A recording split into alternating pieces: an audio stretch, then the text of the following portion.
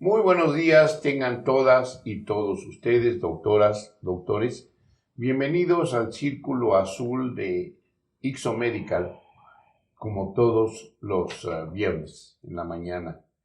El día de hoy tenemos como invitada de honor a la doctora María Eugenia Ordóñez Gutiérrez, quien nos comentará, con la que platicaremos del tema del dolor abdominal.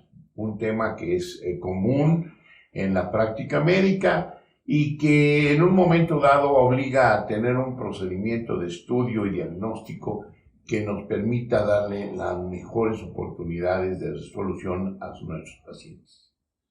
La doctora María Eugenia Ordóñez Gutiérrez es médico egresado de la Escuela Médico Militar y con un posgrado en el Hospital Central Militar. Doctora, bienvenida. Soy su amigo, el doctor Francisco Higuera Ramírez, quien conducirá este programa, y que me place tener a una excelente colega comentando con estos problemas. Bienvenida, doctora. Un poquito más de su currículum, si es tan amable. Sí, doctor, muchas gracias. Gracias, doctor Higuera, por la invitación. Yo soy la doctora María Eugenia Ordóñez, prefiero Maru. Hice mi carrera de medicina en la Escuela Médico Militar, la mejor escuela de medicina de este país y sus alrededores. Hice también el posgrado y el curso de residencia en cirugía general en el Hospital Central Militar. Después estuve algunos años como jefa de cirugía y de enseñanza en el Hospital Militar de Veracruz y hace un par de años realicé el curso de alta especialidad en cirugía de esófago y en cirugía bariátrica en el Hospital General. Muy bien, como pueden ustedes ver, toda una experta en el campo de la cirugía y prácticamente en el enfoque de lo que es hoy la verdadera práctica quirúrgica. Pues, doctora Ordóñez, vamos a empezar con este tema. A mí en lo particular siempre me ha inquietado porque dentro de la formación pasa uno un tiempo por urgencias. Yo creo que pasé mucho más del que debía. Y entonces veíamos con mucha frecuencia el dolor abdominal. Pero ya es un abordaje ya en centros hospitalarios muy especializados. Pero, ¿cómo es el dolor abdominal en sí en la práctica general? ¿Tenemos una idea de cuál es la dimensión del dolor abdominal en el campo de la medicina de primer contacto? Yo creo que para mí en este momento esa pregunta pues es muy sencilla de responder porque pues es algo que veo con el día a día. O sea, no hay un solo día que no vea a alguien que tenga dolor abdominal, ya sea un paciente, un amigo o inclusive un familiar, ¿no? Entonces, creo que, por ejemplo, durante el internado, pues ver un dolor abdominal pues no era tan sencillo, ¿no? Y ahora sí, tocas un abdomen o le preguntas más o menos, es más, eres capaz de ir adivinando los síntomas del paciente dependiendo de dónde dice que le duele, ¿no? Yo creo que es muy importante primero identificar cuáles son los principales datos de alarma en la consulta de primer contacto, ¿no? Creo que, por ejemplo, en un servicio de urgencias o en un consultorio que atiende urgencias, por ejemplo, haciendo servicio social en algún pueblo, en alguna ranchería, en alguna comunidad, creo que podría identificarse por el horario en el que el paciente acude a consulta. El horario que el paciente acude a consulta es súper importante. Cualquier persona que sale de su casa después de las 10 de la noche para ir a consulta tiene algo. Sin lugar a dudas hay que investigar cuál es la causa del dolor, si es necesario y si hay un área donde el paciente pueda permanecer en vigilancia, canalizado, etcétera, hacerlo. La siguiente parte es que ante un dolor abdominal que no sabemos cuál es la causa o la etiología, no dar ningún medicamento analgésico ni antiespasmódico porque puede enmascarar un cuadro de dolor que se refiera o que sea de otra causa. Principalmente, pues, dolores en epigastrio que no se quitan con omeprazol, ranitidina o riopan, son otra cosa que no es gastritis. Eso es.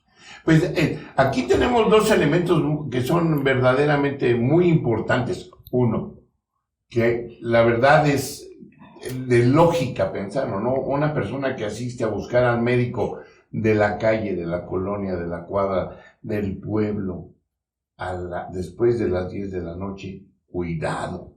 Tiene algo que hay que ser muy cauto en identificarlo y darle las mejores opciones de resolución. Y dos, si no se cura este dolor con algunos medicamentos, esto implica que hay algo más que nos obliga a buscar la práctica del hospital o del especialista.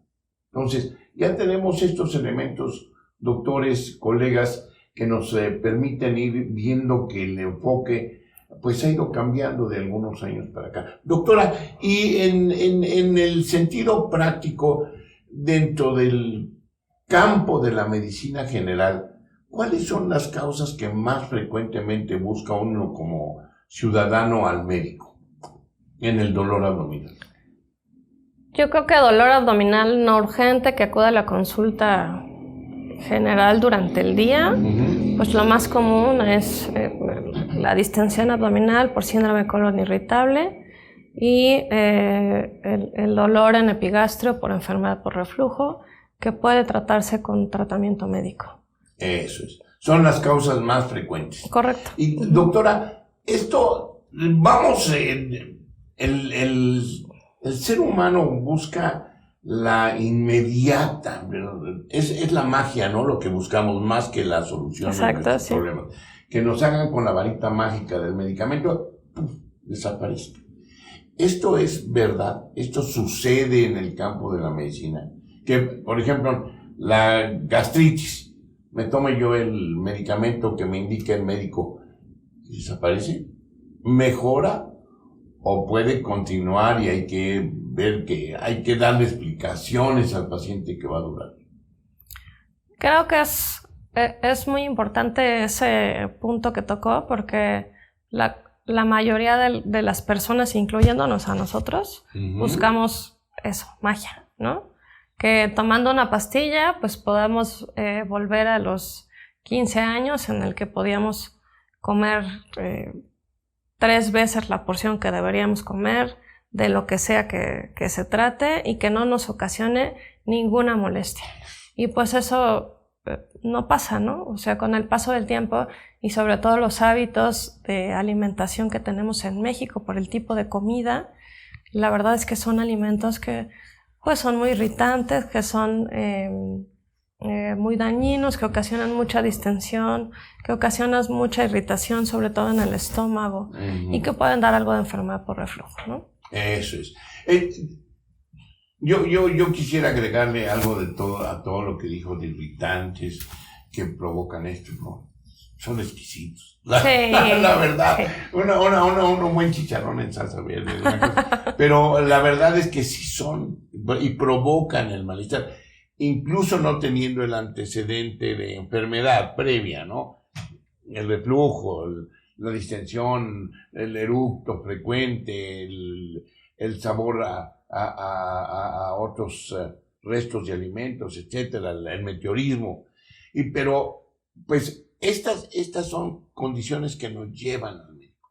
Frecuentemente, yo creo que nos llevan antes y luego se lo explica a uno con dolor, ¿no? Como que hicieron, fíjese que tengo esto y molestia, pero me duele.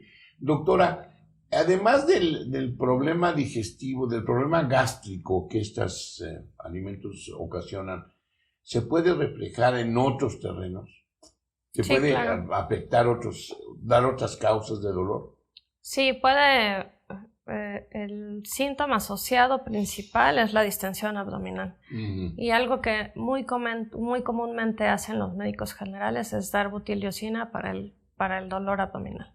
Entonces, el dolor abdominal que es asociado a distensión abdominal por falta de digestión de grasas, de carbohidratos, etc. Hay muchos alimentos que producen esa distensión. Y el dolor, pues es dolor visceral por la distensión súbita de las asas intestinales. Entonces, si damos butiliocina, pues se va a quitar el dolor en ese momento, pero en unas 6, 7, 8, 10 horas, el dolor va a ser todavía más intenso porque el intestino se mueve menos, tiene menos capacidad para sacar ese gas y pues continúa distendido y es un dolor que se perpetúa. Que se perpetúa. Exacto. Y indiscutiblemente preocupa al paciente, ¿no? Uh-huh. Y el médico, ¿cómo lo debe de interrogar? ¿Cómo lo debe de afinar su diagnóstico? Que es le podemos llamar disfunción intestinal. Sí. ¿Sí? Y tiene muchos nombres actualmente, ¿no? Creo que disfunción intestinal puede ser un término correcto. Eso es. Pues creo que la exploración abdominal que nos han enseñado a todos en la escuela, revisar el abdomen por cuadrantes o por segmentos, ¿no? Epigastro, mesogastro, hipogastro, etcétera, y de acuerdo al sitio intentar identificar el dolor. Mucho dependerá del sexo del paciente, de la edad del paciente, si hay algún otro síntoma asociado. No sé, por ejemplo, en las mujeres es común que de pronto tengan distensión abdominal y tengan además sangrados menstruales abundantes. Entonces ahí tendríamos que pensar que no está distendida por colon irritable, a lo mejor tenga un mioma grande que esté condicionando esa distensión abdominal, que ya no es el abdomen timpánico porque tenga gas dentro del intestino, ¿no? Sino porque crece una masa dentro del abdomen, ¿no? Dentro del abdomen. Y eso ocasiona me imagino el problema, pero además signos o síntomas que posiblemente distorsionan la causa real, ¿no? De la enfermedad. Doctora, seguimos pensando muchos sobre aquellos famosos alimentos colecistoquinéticos. ¿Cómo está la enfermedad vesicular hoy referente a la manifestación de dolor? ¿Qué tan frecuente sigue siendo? Es muy, muy frecuente y es muy clásico, y ahí también vamos otra vez.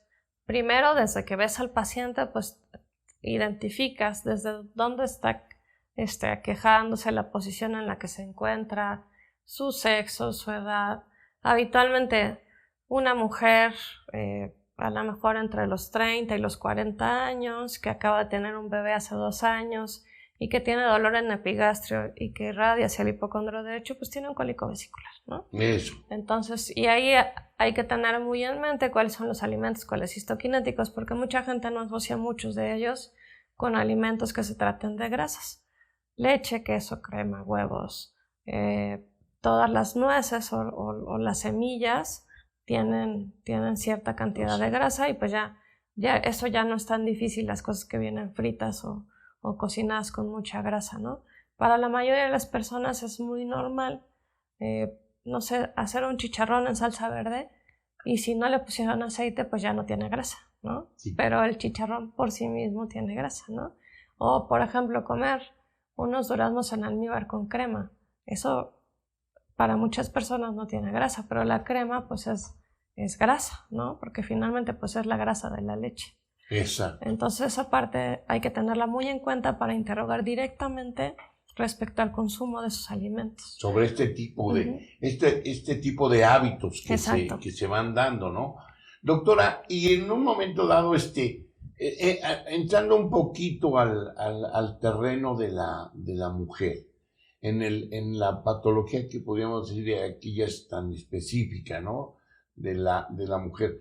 ¿Cuáles son los datos que en un momento dado, o cuáles son las causas que pudiesen en un momento dado provocar un dolor abdominal difuso y que desorienta en completo al médico? Quiero hacer mención en este caso, muchos médicos no somos muy afectos o no tomamos en consideración la esfera genital de la mujer, pero el cirujano me imagino que es de los más. En el dolor abdominal específicamente es muy importante considerar en las mujeres, si hablamos de mujeres en edad fértil, que no tengan un embarazo, porque si tienen dolor en dolor abdominal en el abdomen inferior, en cualquiera de los cuadrantes, puede corresponder a un embarazo ectópico. Y un embarazo ectópico que no se identifica a tiempo puede llegar a romperse y ocasionar choque hipovolémico por ruptura del embarazo ectópico, que ocasiona que se rompa la trompa y pues encontramos hemoperitoneos de 1500, 2000, 4000 cc de sangre, y eso pone en riesgo la vida de una mujer joven que está en su etapa reproductiva. Otra cosa con la que me topé mucho en Veracruz y que creo que puede pasar mucho en provincia es que el embarazo en las adolescentes es algo muy común y que lo tienen con muchos tabús. Eso no pasa aquí en la Ciudad de México, por lo menos tanto. Ajá. Por lo menos en la esfera, a lo mejor en la parte metropolitana de la ciudad, ¿no? Eso. Porque las adolescentes o las mujeres hablamos ya más de sexualidad de forma más abierta con nuestros padres o con las personas con las que nos rodeamos. Pero en provincia eso es algo todavía muy oculto, ¿no? Entonces es muy común que la chica de 17 años no quiera decirte que tuvo o que tiene vida sexual cuando pues estás viendo que tiene choque, que le duele la fosa ilíaca derecha y que pues está pendiente de la prueba de embarazo, ¿no? Pero en el momento en el que la chica dice que sí tiene vida sexual activa, bueno, la mamá se va a la yugular, ¿no? Entonces creo que eso es algo muy importante, que nos ganemos la confianza de nuestros pacientes independientemente de su edad. En esos pacientes que son menores de edad, buscar la forma de que la familiar o el familiar en algún momento salga de la habitación para poder hacer el interrogatorio de forma privada con la paciente. Eso es. Y que le dé confianza, ¿no? Exacto. Que le dé la certeza de que pues, el secreto va a quedar hasta el posoperatorio, por lo menos, ¿verdad? Sí. Es cuando pues, definitivamente todo se queda al descubierto. Doctora, ¿y qué otras condiciones, antes de entrar a un diagnóstico así de inducción a la cirugía, qué otras patologías o condiciones podemos encontrar de dolor abdominal? Le voy a presentar rápidamente un caso, ¿sí? Mujer adulta, la cual tiene constantes periodos de estreñimiento, diarrea, y no puede comer cierto tipo de alimentos en unas ocasiones, pero en otras sí, y no tiene problemas, pero el dolor la puede despertar, le provoca en ocasiones vómito, con el cual cede, pero vuelve el dolor, y pues anda con un desorden intestinal marca global, ¿no? ¿A qué nos orienta eso? El problema es el predominio del dolor.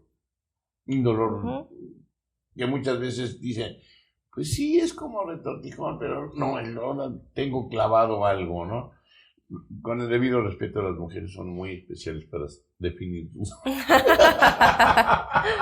Esa es una parte importante, porque a veces no es sencillo poner en otras palabras cómo definen los pacientes sus síntomas, ¿no? Últimamente es muy común que lleguen al consultorio y digan, es que yo lo que tengo es gastritis y colitis. Sí, pero ¿usted qué siente?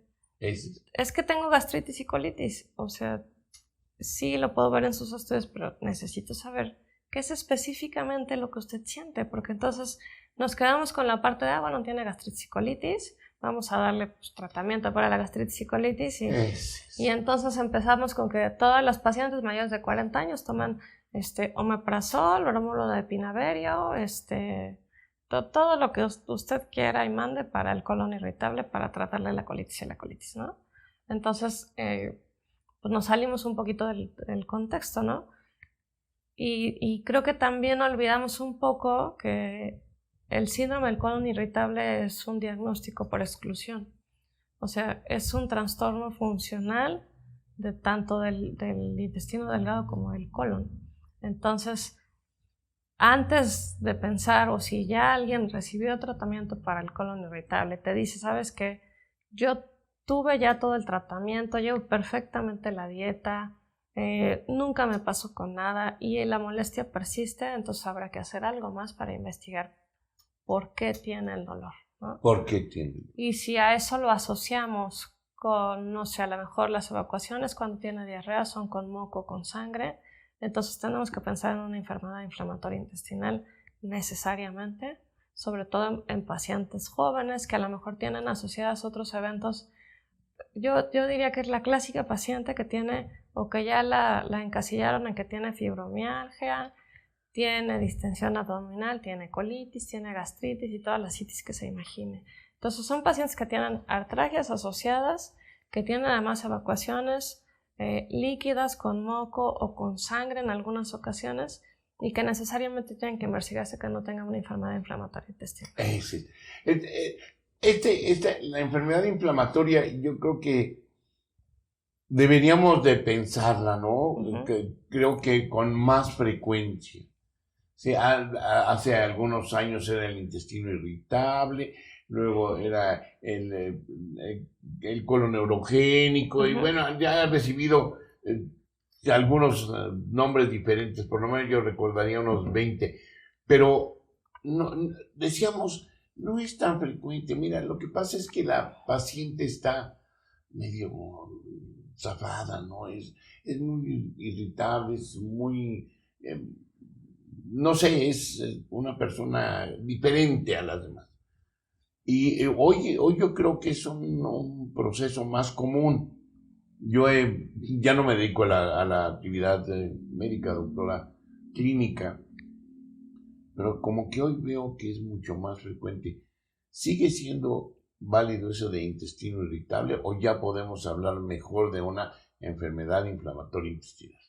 La enfermedad inflamatoria intestinal requiere el diagnóstico de enfermedad inflamatoria intestinal, es decir, una colonoscopía, que tengamos una toma de biopsia y que ya hayamos definido que tiene enfermedad inflamatoria intestinal. Llámase CUSI o Crohn y dependiendo del tipo de enfermedad que se trate, ¿no? Y aquí creo que es muy importante, sobre todo si estamos hablando de un foro para médicos generales, que no se vayan con la idea de que, bueno, evacuaciones diarreicas con moco y sangre que no están asociadas con fiebre, entonces lo clásico es, bueno, vamos a darle tratamiento para desparasitar. Además, creo que actualmente en México, con las condiciones de salud que tenemos, y si no se trata de una persona que viva en el campo o en alguna situación, por ejemplo, alguna vez me tocó atender a una paciente que en su casa el piso no era de cemento, era de tierra. De tierra. ¿No? Entonces, eso es importante en algunas ocasiones preguntar dependiendo del estrato en el que nos encontremos, para poder investigar las condiciones de salubridad en las que viven los pacientes. Entonces, en ese caso, a lo mejor sí vale la pena desparasitar al paciente. Pero personas como usted y yo que vivimos pues en la ciudad, en un techo que es de cemento, donde viven la mayor parte, o en las condiciones en las que vive la mayor parte de la población, pues no necesitamos desparasitarnos cada 6 meses, ¿no? O sea, o nunca lo necesitamos, ¿no? Sí, eso, qué bueno que lo repitió, doctora, porque a mí me critican mucho que, la verdad, no me gusta llevar vida de perro. Que desparasitaran cada 6 meses. Bueno, la verdad que no es una costumbre muy adecuada. Doctora, datos así muy específicos que me orienten en mi consultorio a llamarle a usted. Doctor Ordóñez, véngame a auxiliar. Este es quirúrgico. El abdomen, el signo clásico, el paciente que tiene signo de rebote positivo tiene algo abdominal. O sea, tiene algo quirúrgico dentro del abdomen que seguramente necesite pues que tengamos una intervención, ¿no? El dolor, como lo comentábamos al principio, el dolor en el epigastrio que no se quita con omeprazol es un dolor que corresponde a otra cosa que no es gastritis o enfermedad por reflujo, ¿no? El dolor, sobre todo, que tiene una migración característica del epigastrio al mesogastrio y después a la fosa ilíaca derecha, ese dolor hasta demostrar lo contrario es apendicitis aguda. Sobre todo en un paciente hombre, sobre todo joven y que no ha tomado ningún medicamento. El paciente que llega al consultorio con fiebre, que lleva varios días con antibiótico, con algún analgésico antiespasmódico o antipirético y que persiste con dolor abdominal, ese paciente necesita estudios y hay que hacer algo para identificar cuál es la causa de ese dolor. La paciente que tiene dolor en el epigastrio que va hacia el hipocondrio derecho tiene un cólico vesicular hasta no demostrar lo contrario, ¿no? El dolor característico en epigastrio hacia la espalda, como si atravesara un cuchillo, es un dolor muy característico de pancreatitis, ¿no? Y es ahí donde entra en juego el expertise, ¿no? De ver y ver y ver y ver y ver pacientes con lo mismo, que ya los identifiques, pero debe de existir yo le digo que hay que hacerle caso a la intuición, porque la intuición te dice cuando algo no está bien, ¿no? Exacto. Dicen que es el cerebro más primitivo que te da como esos reflejos de decirte algo algo aquí no está bien y esto tiene que estudiarse. Entonces seguir ese impulso, ¿no? Y creo que todos los médicos hacemos esto, y yo creo que si a todos nos preguntaban de chiquitos, ¿por qué quieres ser médico? Pues para ayudar, ¿no? Yo creo que en este momento pues, la respuesta sigue siendo la misma, ¿no? Así es. Entonces, si nos gusta ayudar, entonces realmente ayudemos a las personas y no solo démosle tratamiento pues para sacar la consulta de ese día o para poder pasar al siguiente paciente, ¿no? Realmente ayudemos a las personas dándoles el tratamiento que necesitan. Doctora, desgraciadamente, como siempre, se nos viene el tiempo encima. Y yo quisiera preguntarle, ya tengo el diagnóstico, tengo irritación peritoneal como el rebote, X o Z, de los signos que usted nos ha dado. ¿Qué estudios puedo recurrir así rápidamente, confirmarlo y llamar? Doctora María Eugenia Ordóñez, va mi paciente. Yo creo que lo que todos podemos tener a la mano en cualquier lugar son estudios de laboratorio. Biometría hemática, una química sanguínea, examen general de orina y, sobre todo, por favor, si piensan que el paciente es quirúrgico, pídanle unas pruebas de tendencia hemorrágica. Porque todo llega muy bien, pero cuando llega al hospital son otras 2 horas para poder tener las pruebas de tendencia hemorrágica, ¿no? Entonces, y a nadie le gusta tener 4 o 5 piquetes en el brazo, ¿no? Entonces, la verdad es que las pruebas de tendencia hemorrágica aumentan el costo de los estudios en 100 pesitos. Entonces yo creo que no es algo que tengamos que quitar. Así es, desafortunadamente se nos pasa nomás inventando. Sí. Yo llegué y dije, toma aspirina, y se me olvidó pedirle las pruebas. Doctora María Eugenia Ordóñez, realmente se nos ve el tiempo. Quisiéramos agradecerle su presencia, esperar que usted nos acepte otras invitaciones acá a nuestros estudios y darnos más consejos para la medicina general. Nos podemos despedir con algunos consejos muy prácticos que nos orienten más hacia la definición de estos problemas de dolor abdominal. Pues más que una definición de dolor abdominal, pues me gustaría que todos los médicos de primer contacto pues trataran a los pacientes como si fueran parte de su familia, ¿no?